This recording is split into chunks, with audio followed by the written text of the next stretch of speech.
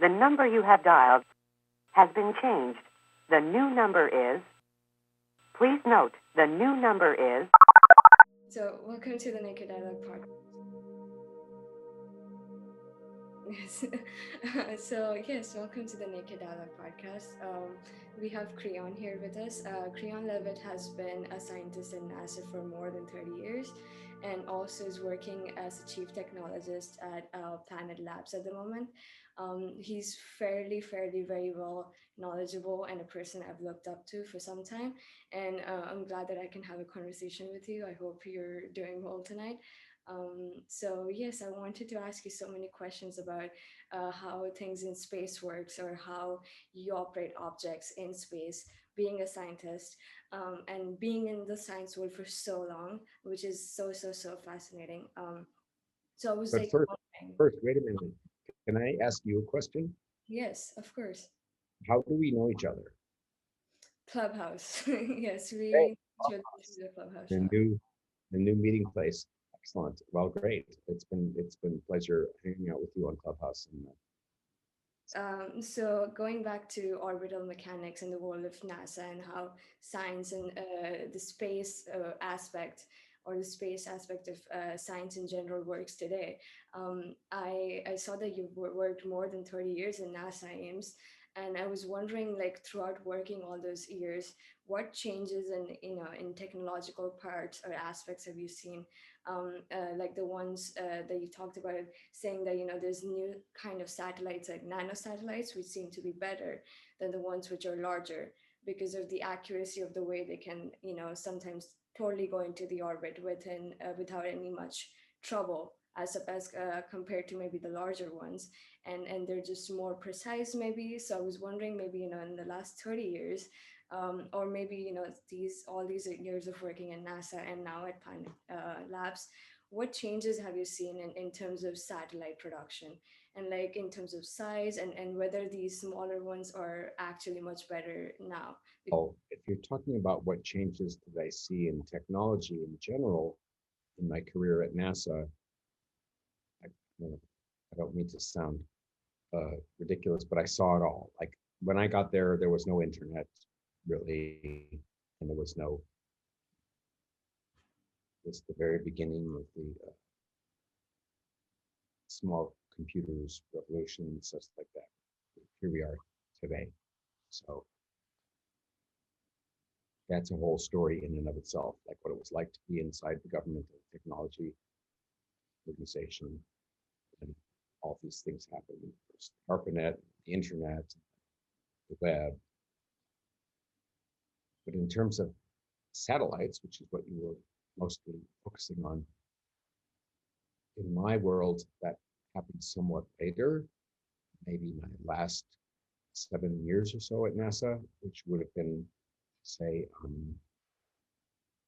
2008 to 2015, roughly. And one of the many things that was happening at that time was the nanosat revolution, if you will. I don't know, revolution might be too pompous, but certainly a change, a new direction. And now, first of all, their nanosats are smaller. It doesn't necessarily, they're not more precise necessarily. There's nothing about their orbits that's different than a large satellite. That's not what's going on. The point of nanosatellites is if you can make a satellite that's small, light, and cheap because it's small and light, it's inexpensive to launch, then you launch a lot more of them for the same money. And so you can have a lot more of them in orbit for the same amount of money that you have one big satellite in orbit. And then when you have a lot of small satellites in orbit, you might be able to do new things that a single large satellite couldn't do. Likewise, a single large satellite can possibly do things that small satellites can't do. So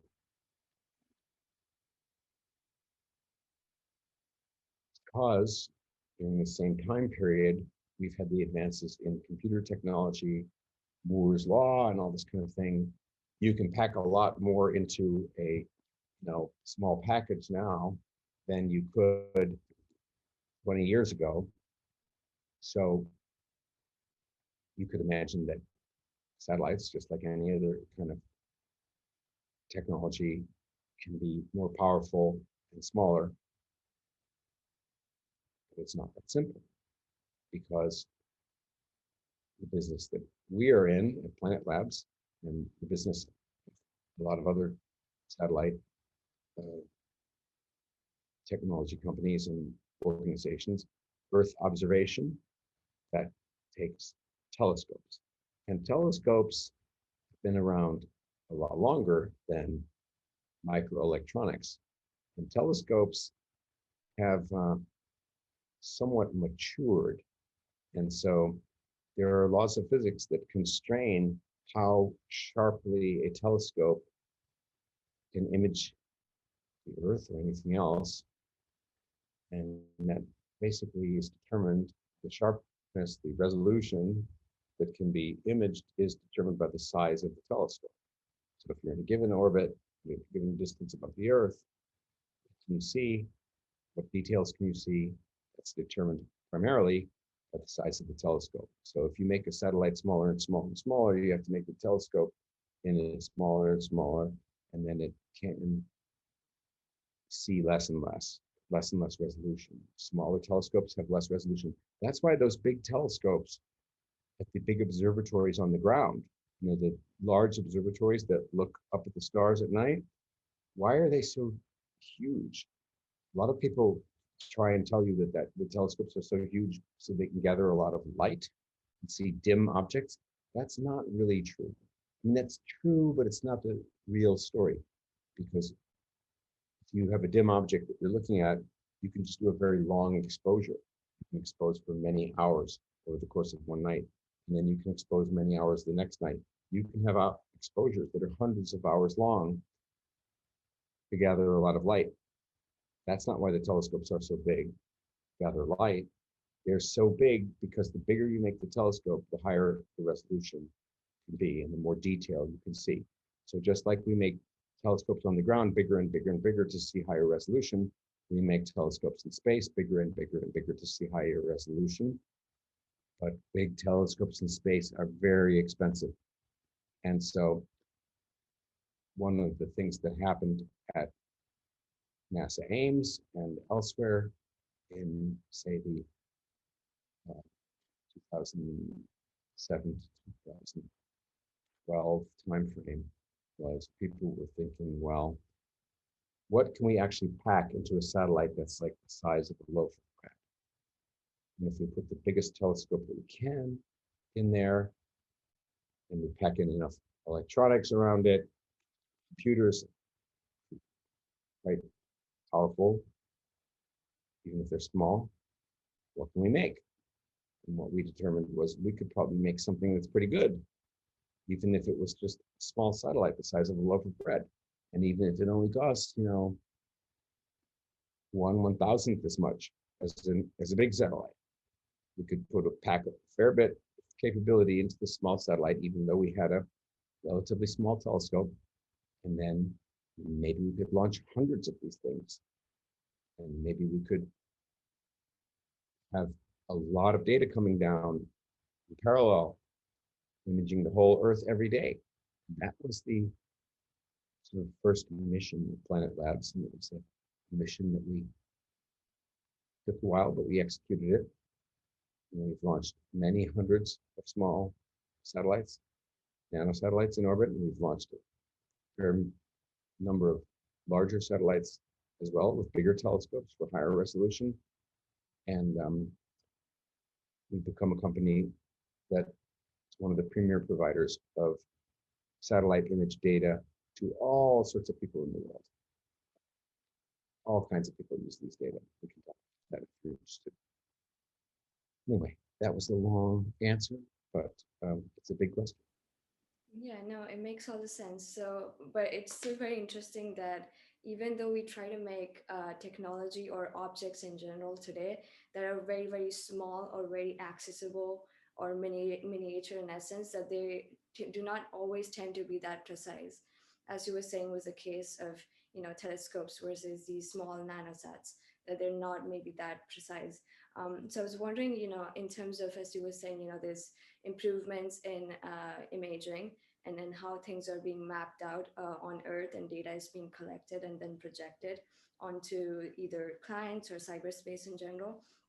I was wondering how mature, or how, to your best ability or to your knowledge, is precise is this technology today in 2021, that we're able to, whatever mapping systems that we have, either on the cyberspace through Google or any other, network site that we try to access these available maps, how precise or how good it is now, and and what expectations do you have in future with this, of course, emergence of smaller objects, get precise to some extent, more accessibility, just more, everything that you human would want to get, is that the fact is that they are getting it. And so now when we follow this chain of thought, we have so much accessibility. So what do you think that also means for human physiology and biology in general? Because it would also be detrimental to how humans function.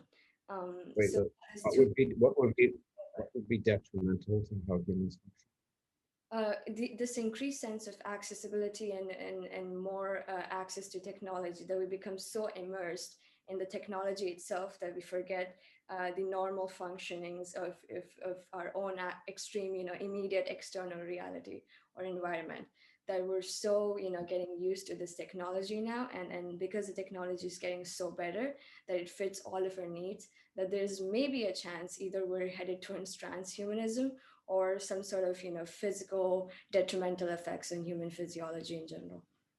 So it's kind of a long chain question related to space, and then becomes philosophical, but it's a chain of thought, I suppose. Yes, it's a long chain question, but that's okay. I like it. Um, the There's a lot of details in mapping systems. So that's a big business, mapping systems. Google Maps, Google Earth is just one component. A lot of different companies that have mapping products, satellite images, they use images from airplanes, they use all kinds of other data, road maps, you name it, right? So geolocation, geo intelligence, big business, lots of different players. Where Planet Labs finds one of its main niches is in what we call high temporal resolution. We are imaging the Earth many times. So if you go to Google Maps and you look at wherever, you're probably going to see something from the last year. Okay. We image the entire surface of the Earth, the land of the Earth, some additional coastal island areas every day. So we get updated images every day. So when you look at our data, you get images, hundreds of thousands, stacks deep every day, what's changing. And that is, of course, complicated because a lot of the time it's cloudy, right? So we may image the Earth every day, but some places are cloudy a lot of the time. Some places are not cloudy a lot of the time. Most places are cloudy about half the time. So that's interesting. But nevertheless, there's this time dimension, which is pretty important, at least to some people. It might not be important to you who just wants to see a map where you're going. You might not even care to actually see an image. You might just want a map with lines on it. But obviously, where are you? I'm in Tel Aviv at the moment. Yeah, so in Tel Aviv, like, things are changing day to day, right? There's like a lot of interest in what's going on nearby and right there. And so, like the Israeli Ministry of Defense and other people are very interested in up-to-date images. So there's lots of customers besides Google Maps, who are very interested in up-to-date imagery. Farmers are very interested in getting an image of their fields every day, or at least every week, clouds permitting, images in many different spectral channels so that they can know about things like chlorophyll, water. It's important to have up-to-date information if you're doing large-scale agriculture and perhaps even small-scale agriculture. Now, this brings us into your questions of more philosophical nature about whether these kinds of technologies bring us more in touch with nature and our surroundings and our food system and our health, or whether they divorce us from it. And I think that perhaps in comparison to some other technologies, Earth imaging arguably brings us more closely in touch with nature and our ecology and ourselves. So virtual reality, simulations, games, and media entertainment might separate us from our environment and from nature and even from each other and even from ourselves. However, imaging the Earth is a pretty direct way of knowing where you are and who you are and how you fit in, how you connect, how everything's connected. So I kind of don't think that satellite imaging of the Earth is a technology that is going to push us farther apart from nature and farther and ruin our physiology and all this stuff. I kind of think it's the other way around. I think the more we are connected to our planet and the more we are connected to our surroundings, the better off we are. It'll make the ecology more resilient. It'll put us more in touch with nature. It'll make food systems more secure. It'll anyway, our company, Planet Labs, is really primarily devoted to making life on Earth better by using space technology. And the central aspect of that commitment is biodiversity, food security, regenerative agriculture, and these sorts of things. So unlike a lot of other technology, Earth imaging is actually a way that we're using space and technology to connect us back to nature. There are many ways to connect to nature, but this is one way to use high tech to connect to nature. It seems like knowledge is the ultimate power, as people say, so that we collect as much as knowledge as possible throughout our lives, and then we reach, this some sort of stage of self-actualization, if we ever make it to that level of knowledge accessibility.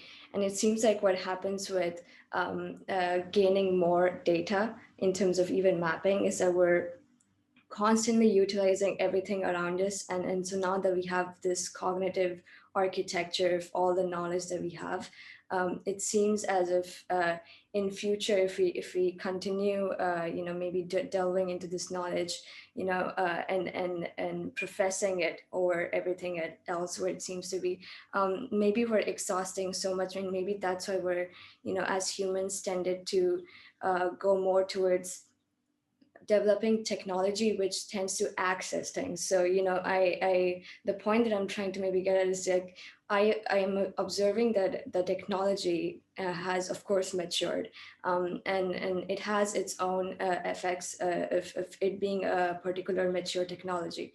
And so what it seems to me is happening with mapping or any of the other areas, maybe apart from cyberspace with Google and others, are that we're trying to map out the exact structure of the way the entire universe works. But it seems that there's always something something metaphysical left.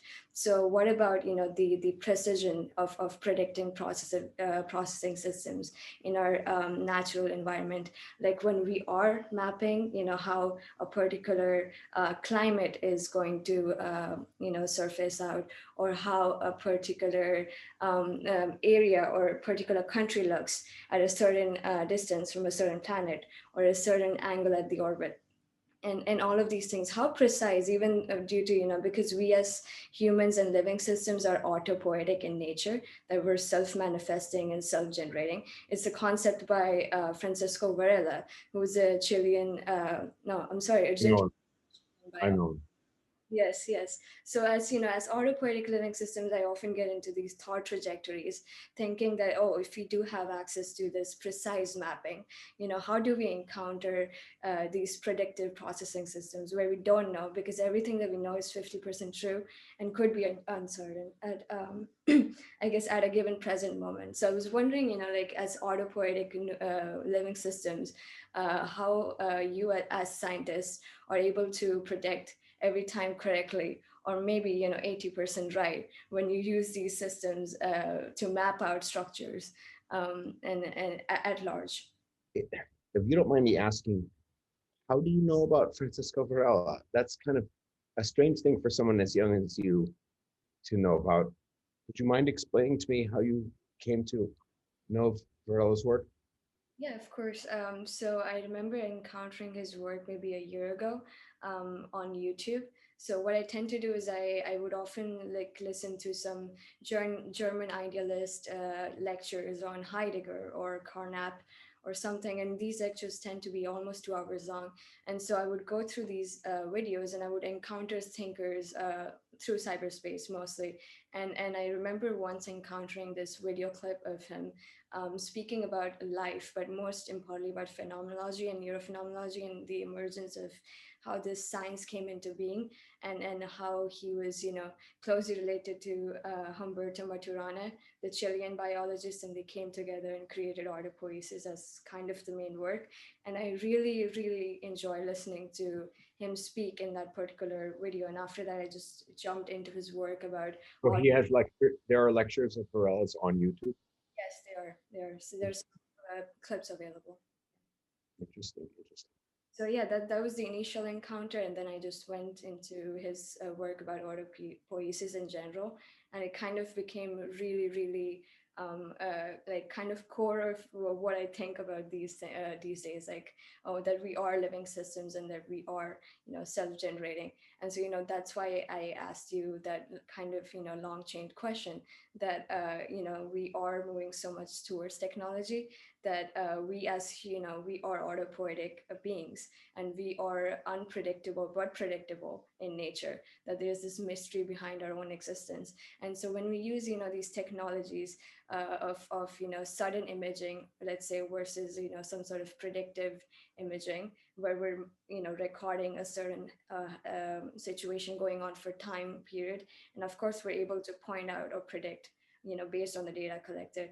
And then there's, sudden imaging, like maybe a volcano erupted that was not expected, and now we have to mark that, but that's a sudden emergence. So I was wondering how technology and imaging systems, kind of fix into this kind of question of mystery, of this predictive mystery. It depends at which level you wish to look. One way to look at it is time scales, right?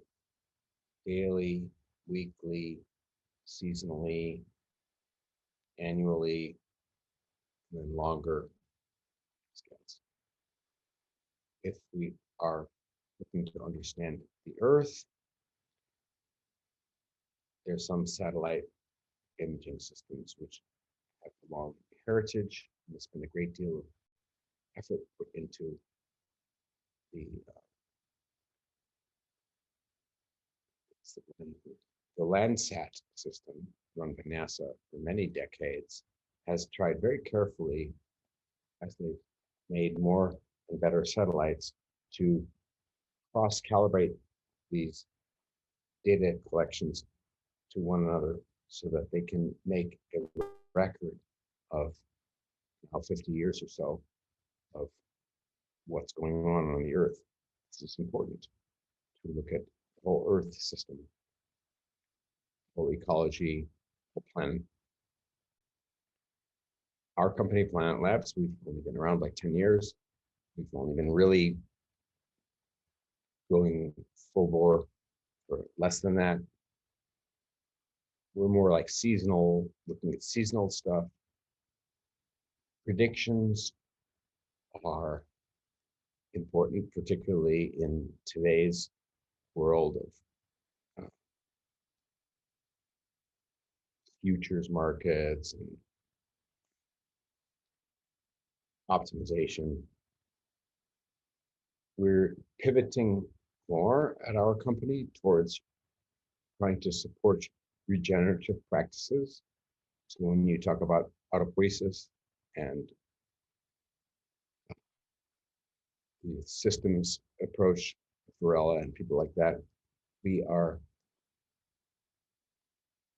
trying to become consistent with that. We wish to enliven the Earth system. We wish to enhance regeneration and diversity. It's a delicate dance, trying to be a commercially successful company and do good for the world. But we are attempting to thread the needle, as they say.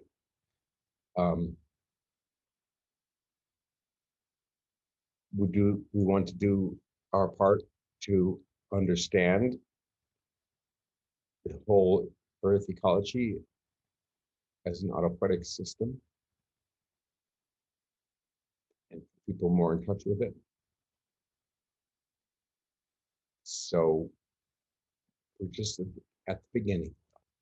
I don't know exactly how it's going to work out, but we are now dispersing and making available our data to all sorts of universities and researchers and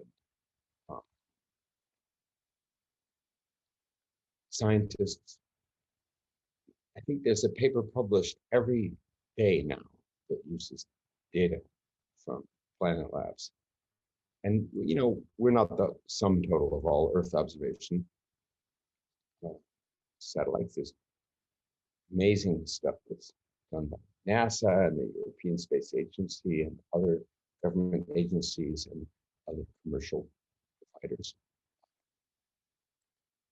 We are trying to collectively create a sensor web that keeps us informed about the operation of, you know, our spaceship Earth.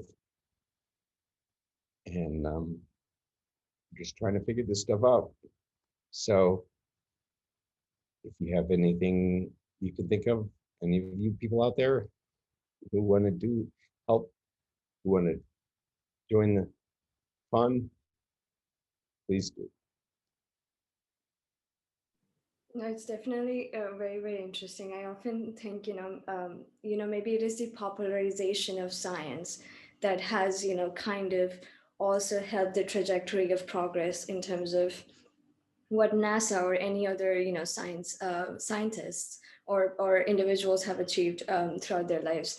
It seems like there's a very, very popular, very strong sense of popularization when it comes to, physics or theoretical physics or space or how space works. We have so many, contemporary thinkers. On top of the head, I can think of Brian Greene, who would often talk about science and theoretical physics concepts and in a very composed way to be able to explain it to X amount of audiences.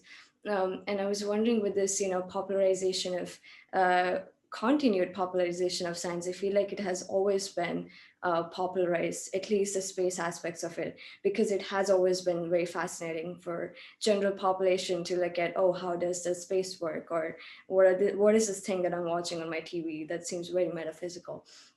So it seems to me fair to ask this question, like, do you think this popularization or this fascination that humans tend to have with this, mystical, mysterious unknown, that kind of, drives our human eyes towards the space, because it seems to be the archetype of it. So like, to what extent do you think, this popularization has actually helped science, or it has actually put some sort of pressure on it for it to be more precise all the time, for it to be not that free, but more to the point, and just precise in general in terms of vast information that it tends to produce? I think it's been a good thing. I mean, even when I was a child, I was programmed to look to space as an important piece of future art, culture,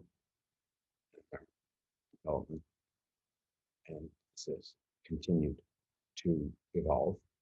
I think that overall, it's been a very good thing. People get interested in science for various reasons. Space is one reason. There are many reasons. Uh, One interesting thing about being where I am at Planet Labs, and at NASA before that, I might have come there for space reasons. Other people came there for biology and ecology and science reasons. Other people might have come there for even political reasons. We all mix together and find common ground. This is wonderful. And now it's happening at an even more global, accelerated scale, the internet, and with cyberspace, as you called it. This is a great thing that's happening, all this weaving together of all this data and all this knowledge and all these people's interests.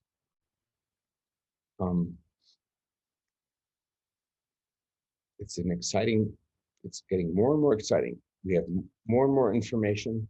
We are creating a sensor web around the planet to understand things. And I have to say, in contrast to a lot of my contemporaries, I am quite optimistic. I think that things are good. I think that we have a lot of, in spite of all the concerns about climate change, loss of biodiversity,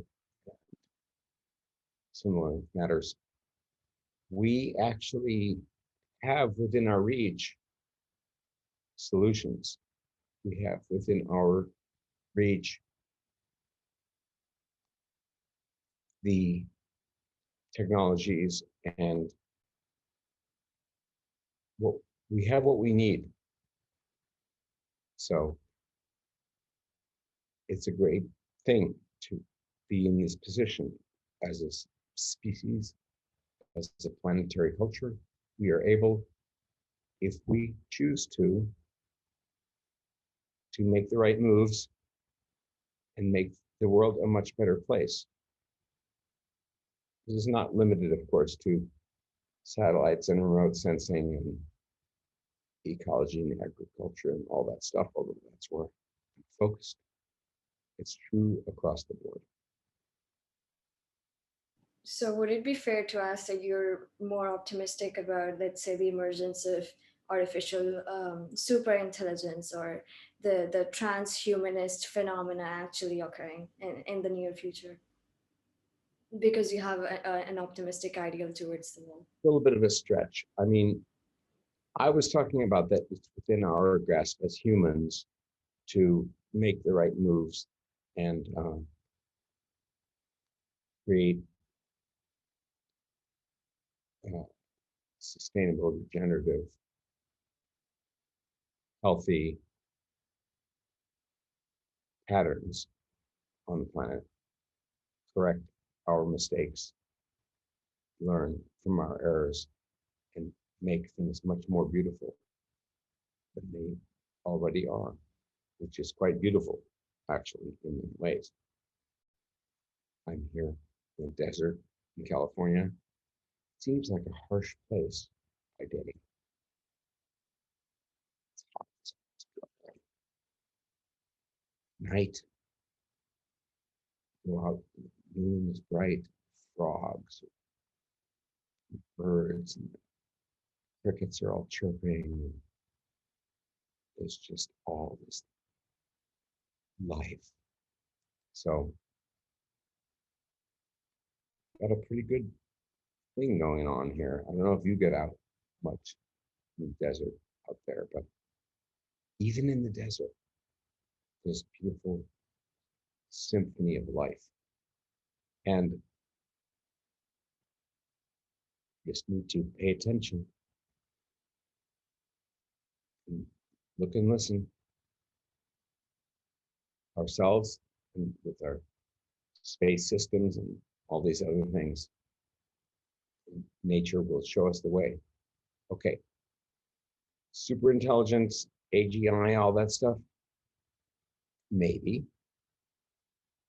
I do think that, like any other technology, it's a two-edged sword, and it can go different ways. And the important thing is for us to try and maintain some clarity and some honesty about our goals along the way. So, transhumanism, superintelligence, maybe it'll happen, maybe it won't. Time frame unclear, but we better get clear about the basics. We better get clear about what kind of a world we want, what kind of a culture we wish to create. That's what's important. All kinds of technical surprises are coming our way. I think that AGI and superintelligence and transhumanism might happen more slowly than a lot of my friends and colleagues suspect, and other things might happen more quickly than we suspect. But it's important to keep our eyes on the, it's important to keep our eyes on the prize. It's important to know what is the type of world, what is the feeling we wish to instill in others, ourselves. If we can get that straight, then we can keep the technology on track. Any of these technologies, even either the ones that are currently in play, like we've been talking about, satellites and space and this and that, or the speculative ones like AGI. Sort of thing. Any of these technologies can take us in a whole range of directions. The important thing is to keep clear about what are the desired directions. Yeah, I think it is very fascinating how this question of how human potential kind of interacts with the functioning of the world, in the sense that we tend to create models and functions and structures, but at the same time we can ask these questions: to what extent do humans have power or influence or an effect over technology, as opposed to technology having an effect on humans? That's where these ethical questions about AGI and speculative negative comments about the emergence of ASI having detrimental effects on human life come in. And I was wondering, I mean, Right. I need to interrupt you. What is ASI? artificial superintelligence. Okay, Yeah, Nick Bostrom is an Oxford philosopher. He I know, considers Nick. and ASI. ASI would be the super intelligent being, entity, artificial entity, which would surpass the human reasoning component level. So achieving some sort of super intelligence, which is beyond human capacity or beyond reach. So that is the major AI fear. But we still don't even have an AGI which properly works, which properly functions. So that's a far-reached question. What I was trying to get at is like we try to imagine things from this universe, but when we look into a physicist's mind, there's questions like, oh, is this the only reality? So I was wondering, like from your experience in working in the world of science so far, and learning so much knowledge continuously, what have you thought of this reality? And as opposed to, do you think this is the only reality we have, or do you think there's of course possibilities of string theory being true, or different realities being true? I think there's a couple of different questions there. There's what's possible and what's actual and what we perceive. Well, I think we only perceive a subset of what is actual, and what is actual is only a subset of what's possible. What's possible is interesting to talk about, but I'm more interested in the relationship between what's actual and what we perceive. This becomes very narrow cross section. What's actual. So, yeah, I think that I'm not going to worry about string theory and all the possible universes. So out of scope for me, out of scope. But I nevertheless continually impressed by the idea that we are quite limited in our perceptual scope, and what we think of that is real is pretty it's like astronomically restrictive. It's just tiny compared to what's actually real. So like, look, let's take it down to earth here. Look at us. You're in your room, in my room. You have this model of the world, these walls, and this some kind of world outside, and you have this strange little tunnel connecting us through space and time. Right now, while we're talking, screens. It's a pretty simple model, actually.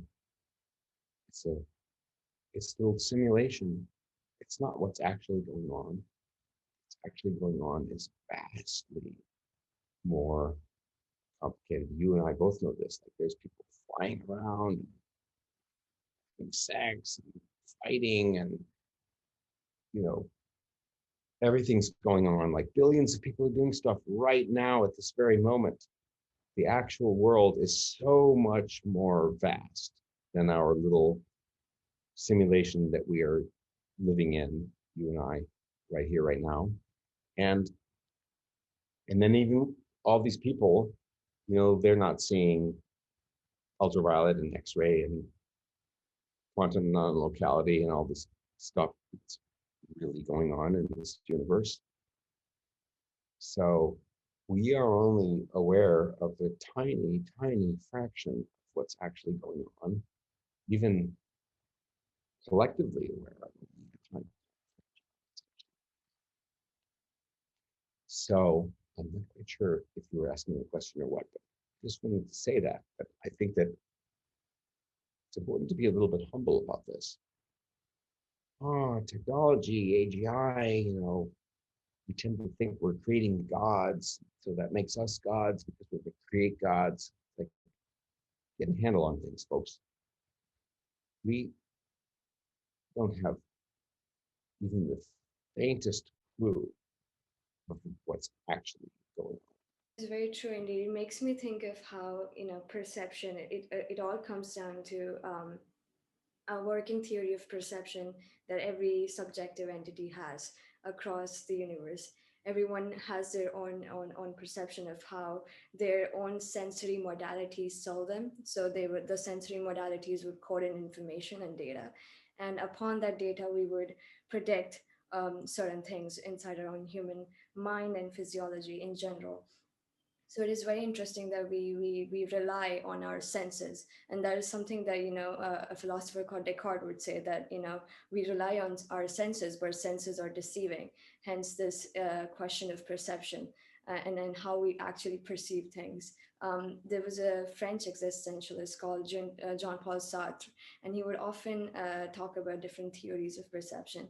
And the way he would often try to define this whole idea of perception is that we look at an object, let's say an object X, and our perception of it is perception. But when we come on to the object itself, the mind tries to take all the constituent part of this object and puts it together.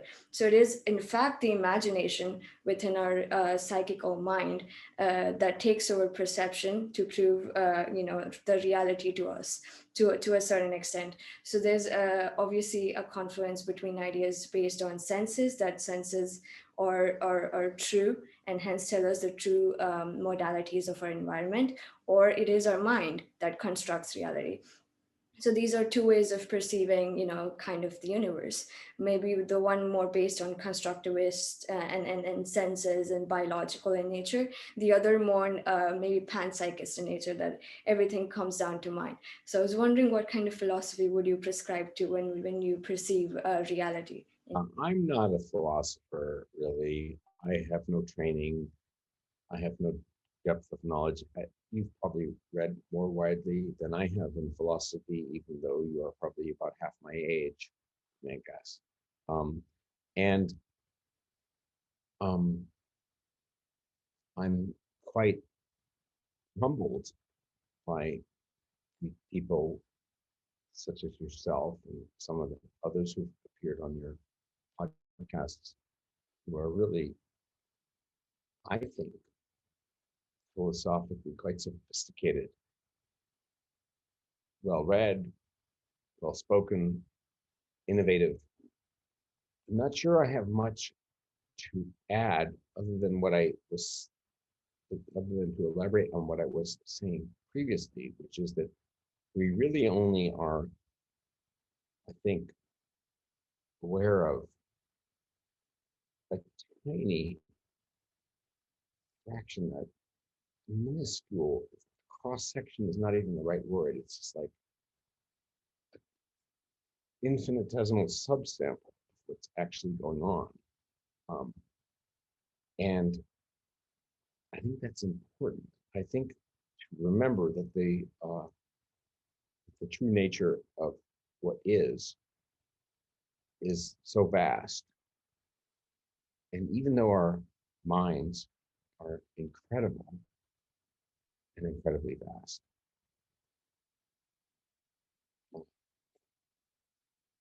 the overmind, if you will, is so much vaster. I think the one thing I would say philosophically that I might have to add, and it's just an intuition perhaps, is that the connection between the individual minds and what I guess I will call the overmind, like the universal consciousness, that connection, that relationship, that's something that maybe we should start thinking about. I'm not sure exactly how that relates to your descriptions of Sartre's descriptions of two different ways, the panpsychist way, which is the other way, but I think there's something really deep going on. All these individual consciousnesses, this possible universal consciousness, let's study that relationship, or at least speculate about it. Because my subjective experience leads me to believe that there might be more there under the surface than traditional Western Enlightenment philosophy leads us to believe. It's a wonderful thing, but let's not think it's the only thing. True, true. It definitely is a question of intuition, as you were saying, because we tend to have this thing called a priori knowledge that we tend to collect data, but it is somewhat based on the quote unquote will of the person, which is a subjective thing and a very a non-objective thing, henceforth. So it seems as if, this whole aspect of intuition has always been very puzzling to humans, because we seem to know even though we don't know where the metaphysics kind of comes in. And it is always very interesting to question the legitimacy of your own intuition, or just compared across a particular set of people. So it's just always very, very interesting to me, for me to even try to conceptualize exactly how a framework like intuition might actually work. um, but I seem to have a really, really good and maybe even helpful question to ask you, which is that throughout your, life in the world of science, but also as a person on the planet, like what are the main lessons that you've learned, or like, the main points that you've taken either from your professional life or just from your, this process of individuation, as Jung would say, that you're evolving as a human and going through different stages of life.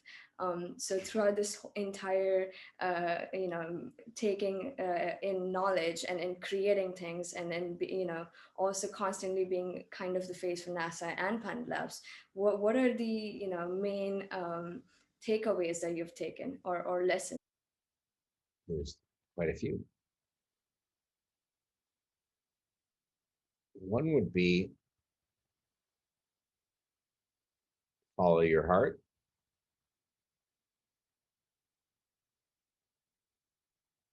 Another would be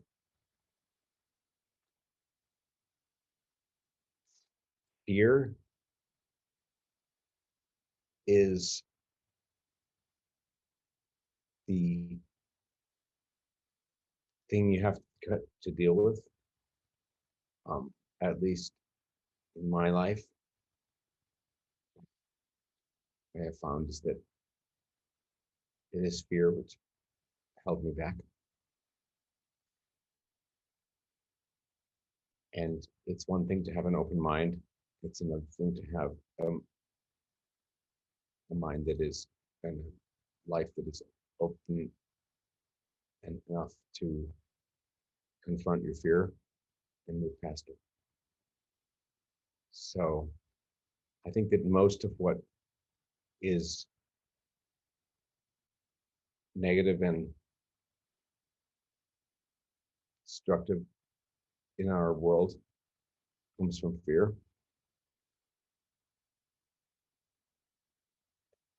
So really, it would make a very good sense to me to actually study that and for people to learn, interestingly enough, ideally at a young age, how to confront, overcome, and manage their fears. Because so much of what causes all these problems we have with hostility and toxicity and corruption is based on fear. So we need to stop being ruled by fear and start being ruled by love. Yeah, that's kind of the basics. No, but it is very true to, of course, the things that you've said, to follow your heart and everything. It makes all the sense to take up this advice, because it makes all the sense that the thing that you would desire the most, or the thing that you're most infatuated with, and even in terms of thinking, is what you would excel at to a certain extent. Also, I was like thinking of your point about intuition earlier, and now fear, and it seems to me, just like connecting and thinking about these two things on their own, it seems like they do have a weird connection, in the sense that it seems that sometimes uncertainty leads to certainty, in the sense that intuitive aspects of human beings, oh, maybe this might be or might not be, or this aspect of fear that you talked about. Even fear has this fight or flight response mode in humans. So even that has this this weird element of maybe or may not be when you first are kind of shown to the fear itself, which would be kind of this emergence of the real in front of the human in terms of fearful response. And so when this fear stigma would appear, there's some sort of sense modality there that there's something fearful approaching. So there's again intuition there. So it seems as if that sometimes uncertainty, or dwelling in this period of uncertainty leads to certainty. And I also seem to have exhausted most of your lectures on immunology, yeah, other COVID related topics, and Oh, they were wow. interesting because I don't like I had not known or seen immunology from those T receptor cells and those cool terminologies. It was very interesting to exhaust those. And I was thinking, because you did so much research about COVID-19 and how the pandemic happened, maybe because of Planet Labs create making more data or analytic focus based company, it seems. So like how was your COVID pandemic like in terms of just your subjective being? Like, were you also just inside the home in lockdown worried sick as other humans, or were you constantly creating, or did it have some sort of a unique element for you that stood out as an experience? Like so many of us, I perhaps have a little bit of, are we now in late May of 2021, a bit of COVID fatigue. I am about as contrarian as you can find on topics related to COVID. I was fortunate enough to video, you may have seen, I suspect, from well over a year ago, called Potential Upsides of COVID-19, where some of these contrarian opinions first came out in perhaps a positive way because there's potential upside. I've to a large extent been disappointed in the world's response. Not disappointed in every way, in many ways.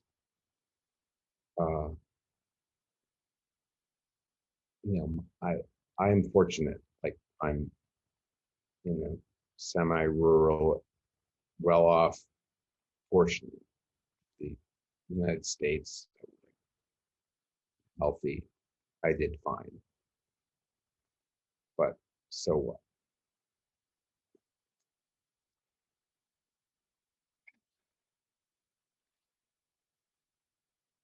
Yeah, that's a subject for a whole other podcast.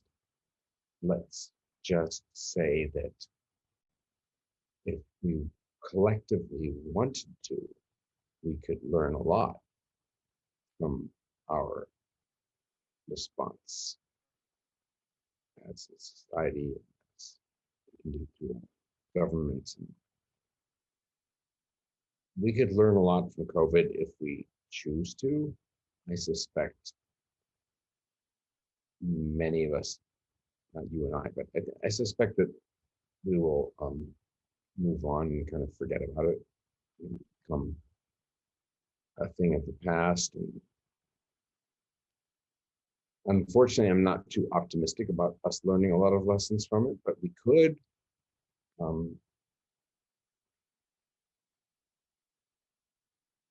There's a lot of, there still are a lot of potential upsides. It's an interesting situation. There are a lot of potential amazing upsides to all sorts of things.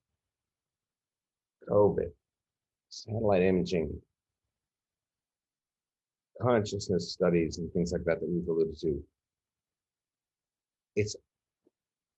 It's almost like we have an embarrassment of riches. We have all these things that we could just, they're totally within our grasp. to take and examine, understand, learn from, and level up our society as a whole. We seem to be, we're not that good at that. It's like it's all there. We keep fumbling it, but it's all there and it will continue to be there. I mean, look at the situation where you are, right?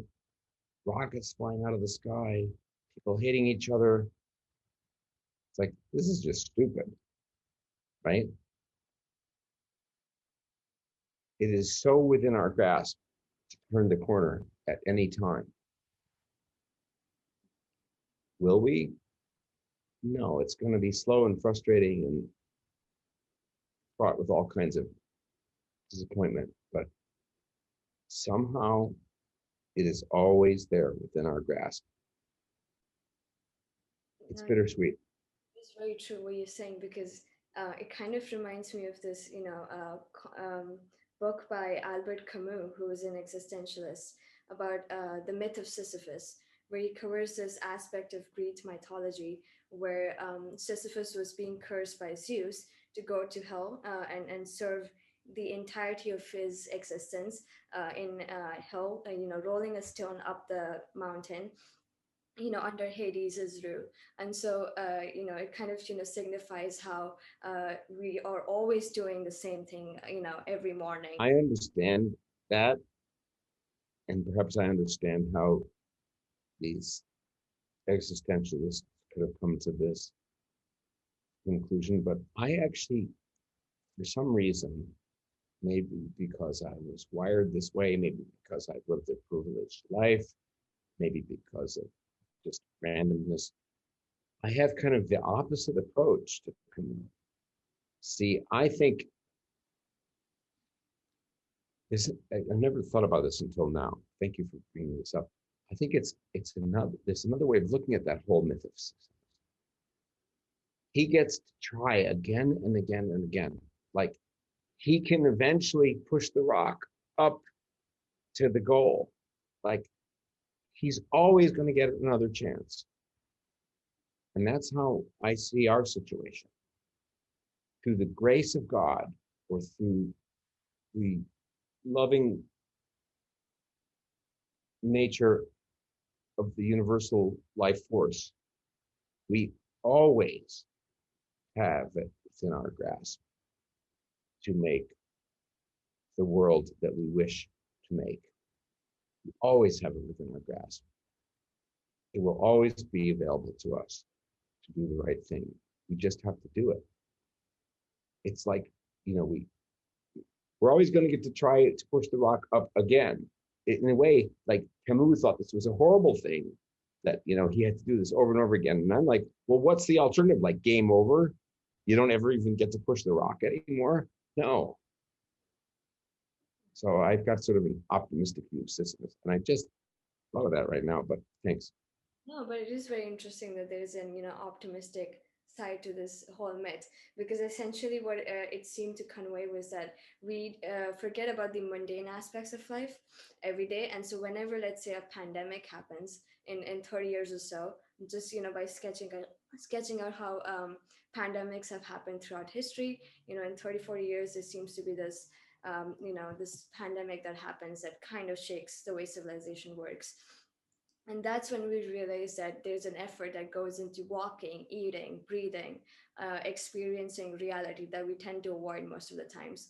And so what it seemed to, this myth of Sisyphus kind of seems to convey in a pandemic setting is that we tend to forget the mundane. But also, as you said, kind of points us out to, and it has always pointed us out to, maybe we've always been, kind of skeptical or non-observant towards this, that we always have the opportunity to take that one step ahead.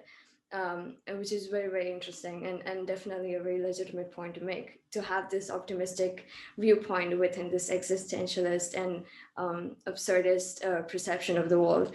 So that is definitely very interesting. I feel like you maybe prescribe more to the optimistic philosophies of the world. I'm fortunate, I guess, that I am wired that way, and that's how I see things so far.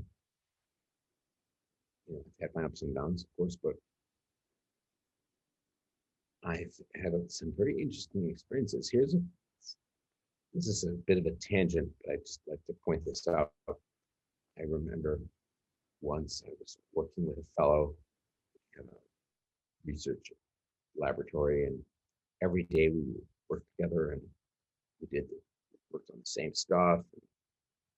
We actually lived like across the street from each other and worked at this lab that was right there, and had meetings with the same people every day, and we probably ate the same meals for all. And we had a meeting one day with a guy, with a team actually, who had come to visit us to talk about their work. And after the meeting, they left. A friend and I were, a colleague and I were talking about it. And I said, "Oh, that was an amazing meeting. That was fantastic. It was so good to find out what they're doing and to collaborate." And he was like, "Oh no, that was a terrible meeting. It's bad news for us." Right then I realized something, which was that he and I had been living the same path, doing the same things and working together side by side. Everything had been identical. And we went to the same meeting, we talked to the same people, and we heard the same things. And I came away thinking it was great, positive, and I was optimistic. He came away thinking it was dark and dismal and pessimistic. And that was when I realized that, like, it doesn't actually matter that much what happens objectively. What matters is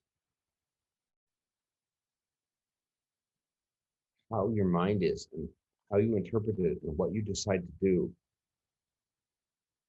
And this is sort of related to what I was talking to you about a moment ago. Like, every day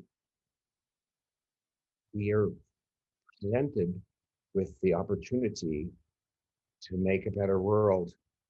It's ours to take the opportunity, or turn away and reject the opportunity.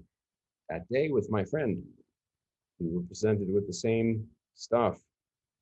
I decided it was a great thing. He decided it was a terrible thing. It was the same thing we were presented with. Anyway, I don't know if this makes much sense. It's kind of late here in California, but No, what do you think? Did it make sense? yes, it does, because it seems to say that the way of your outlook is what actually constructs your own philosophy of the world. Because if let's say an objective event X is happening, and you subjectively have two different responses to it, one being pessimistic or one being optimistic, it drastically changes the way you form or conceptualize your own ideas about the world, hence your own philosophy. So it makes all the sense that you would say that it is the way you look at it, that there's two people going at it from two different directions, where it changes the entire essence of the experience, when we look at it from the outlook perspective, the method opted to look at a particular experience. But it has been lovely talking to you. I know it's very late on your side. So Is there any last point you wish to engage upon? there's multiple points and multiple questions. I'm trying to restrain myself, but no, Oh, I would like to continue. okay. Well, look, perhaps we should close down the recording and then do some last minute housekeeping.